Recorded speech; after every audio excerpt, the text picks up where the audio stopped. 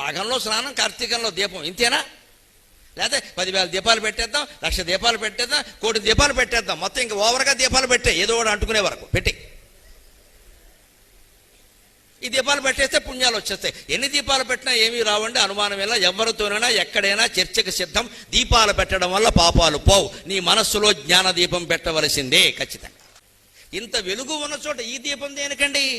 ఈ దీపం వల్ల ఏమైనా వెలుగు వచ్చిందా మీరు ఆలోచించండి. ఇన్ని దీపాలు ఉన్న చోట ఇది ఎందుకండి? సెంటిమెంట్ అయిపోయింది కదా. పూర్వం ఇవేవీ లేవు, అన్ని మట్టిళ్ళే ఉండేవి, పల్లెటూళ్ళలో ఉండేవారు. దీపం పెట్టకుండా ఏ పని చేయలేరు. అందుకని దీపం పెట్టాక పనులు చేసుకోవడం అలవాటైంది. అదొక సంప్రదాయంగా వచ్చింది. కాబట్టి ఏ పని చేసినా మనం దీపం పెడుతున్నాం. దాన్ని సంప్రదాయం అంటారు. సంప్రదాయానికి ఎప్పుడు అసలర్థాలు చెప్పుకోకపోతే సెంటిమెంట్ అయిపోతాయి. ఇంకా అక్కడి నుంచి ఏం చేస్తారు? హారతి తిప్పిన పళ్ళెంతో దీపం పెట్టచ్చా? అగ్గిపెట్టితో దీపం పెట్టచ్చా? కొవ్వొత్తుతో దీపం పెట్ట, వేలు అంటించుకుని వేలుతో పెట్టు, దీపం తెలుస్తుంది. అసలు ఇదేం అజ్ఞానం అండి? దీంతో పెట్టచ్చా, దాంతో పెట్టచ్చా? అగ్గిపెట్టెతో దీపం పెట్టండమా, పాపం వస్తే గరికపాటి నరసింహారావుకి ఇచ్చేయండి. దయచేసి పిచ్చి నమ్మకాలు విడిచిపెట్టండి.